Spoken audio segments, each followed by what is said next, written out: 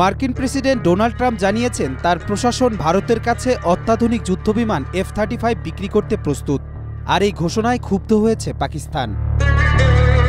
ট্রাম্পের এমন আগ্রহকে মোটেই ভালো চোখে দেখছে না ভারতের সঙ্গে বৈরী সম্পর্ক থাকা পাকিস্তান।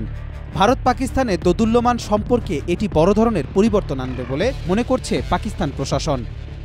একই সঙ্গে দেশটি আশঙ্কা প্রকাশ করেছে এই অস্ত্র বিক্রি দক্ষিণ এশিয়া সামরিক শক্তির ভারসাম্য নষ্ট করতে পারে। এক বিবৃতিতে পাকিস্তানের পররাষ্ট্র মন্ত্রণালয়ের মুখপাত্র জানিয়েছেন, এ ধরনের অস্ত্র হস্তান্তর এ অঞ্চলের কৌশলগত স্থিতিশীলতাকে বিপন্ন করতে পারে এবং দীর্ঘমেয়াদে শান্তি প্রতিষ্ঠার পথে বাধা হয়ে দাঁড়াতে পারে। আমরা আমাদের আন্তর্জাতিক অংশীদারদের অনুরোধ জানাচ্ছি যাতে তারা দক্ষিণ এশিয়ায় শান্তি ও নিরাপত্তার বিষয়গুলোকে বস্তুনিষ্ঠভাবে এবং একতরফা অবস্থান থেকে দূরে থাকে। এদিকে ভারতীয় সংবাদ মাধ্যম NDTV জানিয়েছে, চীনকে মোকাবেলায় ভারতকে সমমনা ও স্বার্থের মূল অংশীদার হিসেবে দেখছে বর্তমান মার্কিন প্রশাসন।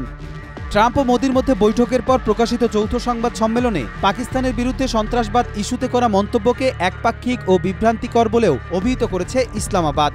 বিশেষজ্ঞদের মতে যুক্তরাষ্ট্রের এই পদক্ষেপ ভারত ও পাকিস্তানের সম্পর্ককে আরও জটিল করে তুলতে পারে। পাকিস্তান আগে থেকেই ভারতকে তার প্রধান প্রতিদ্বন্দ্বী হিসেবে দেখছে এবং এ ধরনের সামরিক সহযোগিতা তাদের উদ্বেগের কারণ হতে পারে। এই সিদ্ধান্তে পাকিস্তান বিশেষভাবে ক্ষুব্ধ হয়েছে এবং তারা অভিযোগ করেছে যে এই চুক্তি দক্ষিণ এশিয়ার শান্তি ও নিরাপত্তার জন্য হুমকি সৃষ্টি করবে। পাকিস্তানের সরকার জানিয়েছে তারা এই বিষয়টি নিয়ে আন্তর্জাতিক মহলে প্রতিবাদ করতে প্রস্তুত।